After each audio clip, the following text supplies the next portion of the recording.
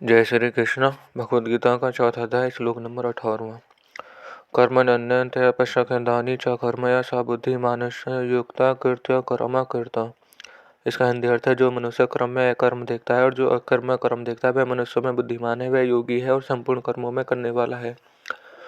व्याख्या।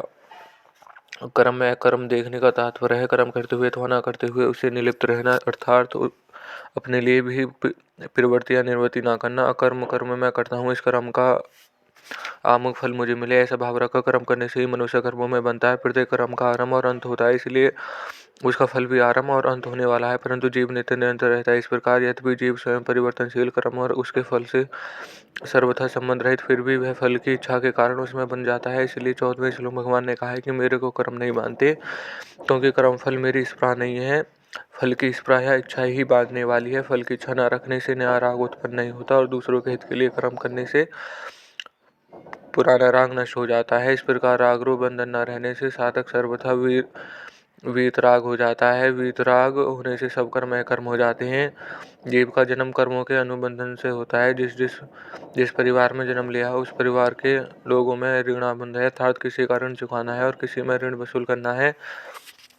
कारण है कि अनेक जन्मों के अनेक लोगों से लिया है और अनेक लोगों से दिया है। यह लेन देन का व्यवहार उनके जन्मों से चला आ रहा है। इसको बंद किए बिना जन्म मरण से छुटकारा नहीं मिल सकता। इसको बंद करने का उपाय है आगे से लेना बंद कर दें, अर्थात अपने अधिकार का त्याग कर दें और हमारे पर जिनका अधिकार है उसकी सेवा करनी आरंभ कर दें।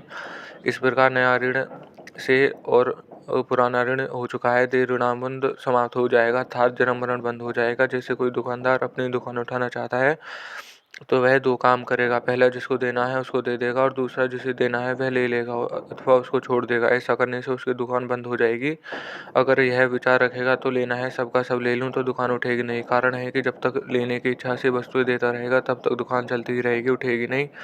अपने लिए कुछ भी ना करना और ना चाहने से संगता स्वयं प्राप्त हो जाती है। कारण है कि करण और उपकरण संसार के और संसार की सेवा में लगाने के लिए भी मिले हैं, अपने लिए नहीं। इसलिए संपूर्ण कर्तव्य कर्म केवल संसार के हित के लिए करने में कर्मों का प्रभाव संसार की ओर चला जाता है और साधक स्वयं असंग निर्लिप्त रह जाता है। यही कर्म में अकर्म दिखता है।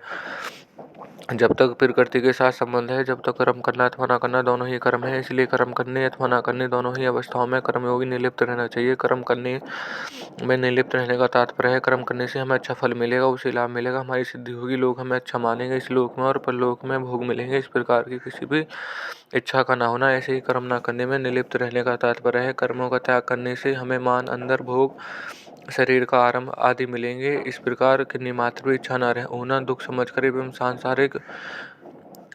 सांसारिक केश के भय से कर्म न करना राजक त्याग है और मोह आलस्य प्रमाद के कारण कर्म न करना तामस त्याग है। ये दोनों ही त्याग सर्वथा ताज है।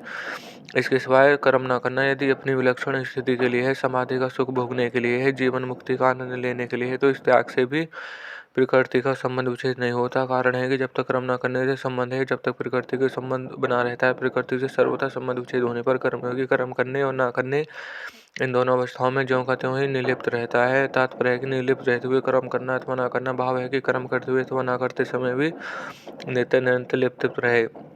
संसार में कोई कार्य करने के लिए प्रवृत्त होता है जो उसके सामने प्रवृत्ति और निवृत्ति दोनों आती हैं। किसी कार्य में प्रवृत्ति होती है और किसी कार्य में निवृत्ति होती है, परंतु कर्मयोगी प्रवृत्ति और निवृत्ति दोनों निर्लिप्तता पूर्वक और केवल संसार के हित के लिए होती है। प्रवृत्ति और निवृत्ति दोनों ही उसका कोई प्रयोजन नहीं होता।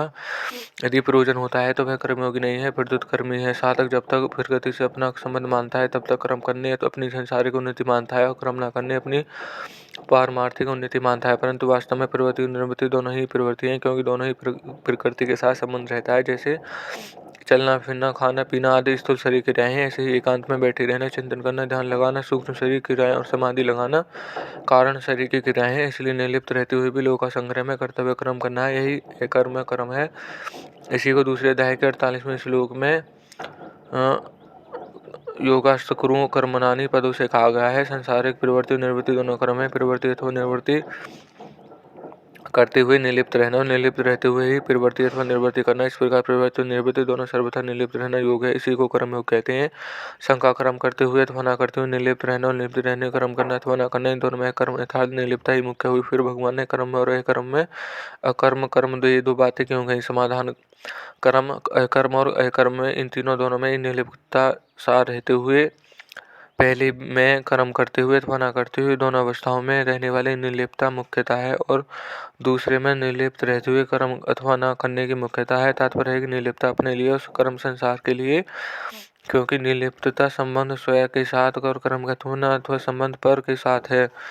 इसलिए निर्लिप्तता स्वधर्म और कर्म करना अथवा न करना परधर्म है। इन दोनों का विभाग सर्वथा अलग अलग बताने के लिए ही भगवान ने उपयुक्त दो बातें कही हैं। एक कर्म में कर्म और अकर्म अकर्म, ये दोनों बातें कर्मयोगी है, जिनका तात्पर्य है कि प्रकृति तो सर्वथा संबंध विच्छेद हो जाए अथवा न करने अपना कोई प्रयोजन न रहे। लोक संग्रह के लिए कर्मों का करना अथवा न करना हो। कारण है कि कर्म करते हुए निर्लिप्त रहना और निर्लिप्त रहते हुए भी दूसरों के हित के लिए कर्म करना, ये दोनों ही गीता के सिद्धांत हैं। प्रवृत्ति और निवृत्ति दोनों प्रकृति राज्यों में है।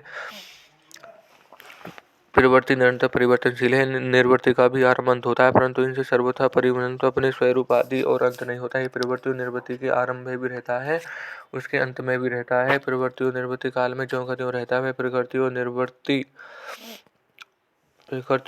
दोनों का प्रकाशक और आधार है, इसलिए उसमें प्रवृत्ति न प्रवृत्ति इस तत्व को समझने के लिए इसमें स्थित हो। लोक संग्रह में कर्म करने के लिए कर्म अकर्म और अकर्म में कर्म, ये दो बातें कही हैं। जो पुरुष कर्म में अकर्म देखता है और अकर्म कर्म देखता है था निरंतर निरंतर निर्लिप्त रहता है, वही वास्तव में कर्म तत्व को जानने वाला है। तब तक वह निर्लिप्त नहीं हुआ अथवा कर्म और पदार्थ को अपना और अपने लिए मानता है, तब तक अपने लिए कर्म तत्व को समझना ही नहीं।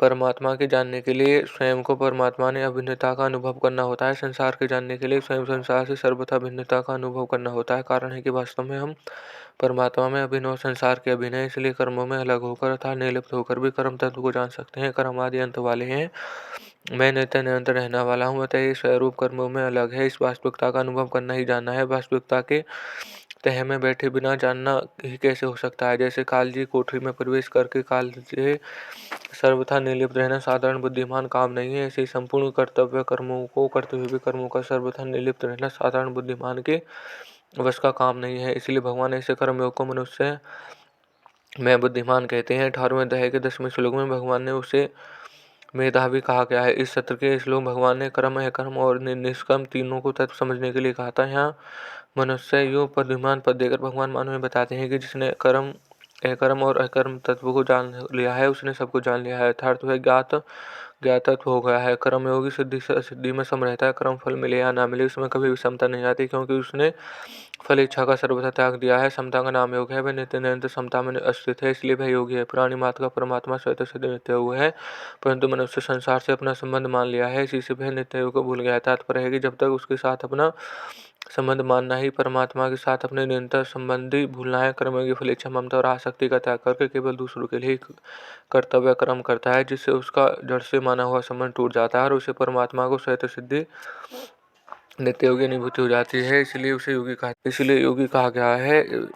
युक्ता पदों से भाव है कि उसने प्राप्त करने योग्य तत्व को प्राप्त कर लिया, यथार्थ में प्राप्त वर्त में हो गया। जब तक कुछ ना पाने शेष रहता है तब तक करना शेष रहता है, यथार्थ जब तक कुछ ना कुछ पाने की इच्छा रहती है तब तक करने का राग नहीं मिटता। नाशवान कर्मों से मिलने वाला फल भी नाशवान ही होता है। जब तक नाशवान फल की इच्छा है तब तक कर्म करना समाप्त नहीं रहता, परंतु जब नाशवान से सर्वथा संबंध छोड़कर परमात्मा प्राप्ति की अविनाशी फल की प्राप्ति हो जाती है, तब कर्म करना सदा के लिए समाप्त हो जाता है और कर्म योगी का कर्म करने अथवा न करने से कोई प्रयोजन नहीं रहता। ऐसा कर्मयोगी संपूर्ण कर्मों का करने वाला, अर्थात उसके लिए अब कोई कुछ ना शेष नहीं, वह कृत करते हो गया। करना जानना और पाना शेष नहीं रहने से वह कर्मयोगी अशुभ संसार के बंधन से मुक्त हो जाता है। परिशिष्ट भाव, एक विभाग कर्मों का, एक विभाग अकर्म का है। इन दोनों अकर्म ही सार तत्व है। इसलिए जो मनुष्य अकर्म कर्म देखता है अर्थात कर्म करते हुए निर्लिप्त रहता है, उसे अकर्म कर्म दिखता है अर्थात निर्लिप्त रहते हुए कर्म करता है। उसके लिए कुछ भी करना जानना और पाना शेष नहीं है। जैसे किसी कर्म के आरंभ में तो गणेश जी का पूजन करते हैं, पर कर्म करते समय हरदम उनका पूजन नहीं करते। ऐसे ही कोई ये समझ ले कि कर्म के आरंभ में एक बार निर्लिप्त हो गए तो निर्लिप्त से हरदम नहीं रहना है। इसलिए भगवान यहाँ पे उक्त से दो बात कही है। तात्पर्य है कि अपने का कभी भी लिप्तता ही नहीं आनी चाहिए, अर्थात हरदम निर्लिप्त रहना चाहिए। तीसरे अध्याय के 8वें श्लोक में भगवान ने कहा है कि कर्म न करने की अपेक्षा कर्म करना श्रेष्ठ है। और यहाँ बताते हैं कि कर्म करने की अपेक्षा भी अकर्म को देखना श्रेष्ठ है। ऐसा देखने वाले मनुष्य को कुछ भी करना, जानना और पाना शेष नहीं रहता। इससे सिद्ध होता है कि मनुष्य फल इच्छा, कर्तव्य, अभिमान नहीं रहने चाहिए, क्योंकि इन दोनों से ही मनुष्य बनता है संबंध। अब भगवान आगे के 2 श्लोक में अकर्म और कर्म में और अकर्म में कर्म देखने वाले अर्थात कर्मों को तत्व जानने वाले सिद्ध कर्मा महापुरुषों का वर्णन करते हैं। यह श्लोक यहीं समाप्त होता है।